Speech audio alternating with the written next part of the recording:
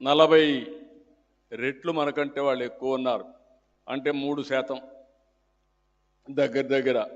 అంటే ఇక్కడ పుట్టిన పిల్లలు అమెరికాకు పోయి ఉపాధి కోసం ఈరోజు బ్రహ్మాండంగా రాణించారు. అందుకే నేను కూడా ఒక సవాలుగా తీసుకొని రాబోయే 14 సంవత్సరాల్లో మీ ఆదాయం $42,000 తలసరి ఆదాయం ఉండాలనేది నా కోరిక.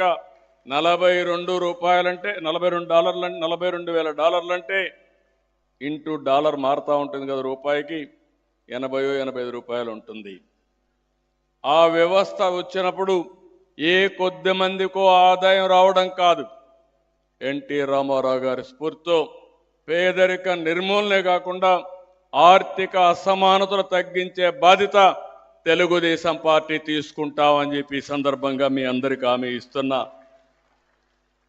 అందుకే ఇవన్నీ రావాలంటే క్రమశిక్షణ, ముక్కుకు సూటిగా మాట్లాడడం, నీతి నిజాయితీ, ఆత్మాభిమానం, నిరంతరం కష్టపడే తత్వం, త్యాగ నిరతి, ఇది ఎన్టీఆర్ చూపించిన స్ఫూర్తి. మనం ఒక్కరు బాగుంటే లాభం లేదు. ఆయన రాజకీయాలకు రావాల్సిన అవసరం లేదు. రారాజుగా ఎలిగాడు. 60 సంవత్సరాల తర్వాత రాజకీయాల్లోకి వచ్చి 9 నెలలు ఆయన పడిన కష్టం చూస్తే ఒక రాక్షసుడిగా పనిచేసే పరిస్థితికి వచ్చాడు. అదే ఆయన జీవిత రహస్యం అని చెప్పి కూడా నేను మీకు తెలియజేస్తున్నా. త్యాగం చేశాడు. త్యాగం జాతి కోసం చేశాడు.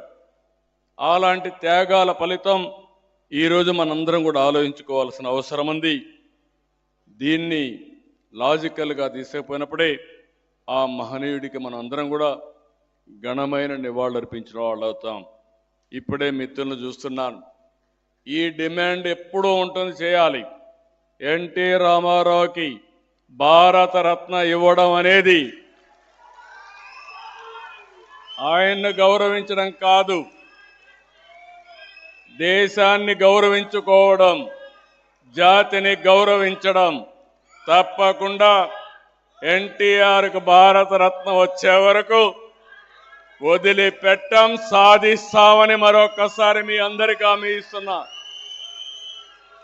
ఇది నా ఒక్కడి ఆకాంక్ష కాదు, తెలుగుదేశం పార్టీ ఆకాంక్షే కాదు, తెలుగు జాతి ఆకాంక్ష, భారతదేశంలో ప్రజల ఆకాంక్ష అని చెప్పి నేను మీకు తెలియజేస్తున్నా. అందుకని ఈరోజు ఈ సందర్భంగా మీ అందరికీ ఒకటే విజ్ఞప్తి చేస్తున్నా. ఆ మహనీయుని బాటలో పయనిద్దాం. ఆయన స్ఫూర్తి మనలో ఉంది. ప్రపంచంలోనే తెలుగు జాతిని నెంబర్ 1గా చేసే బాధ్యత నాది.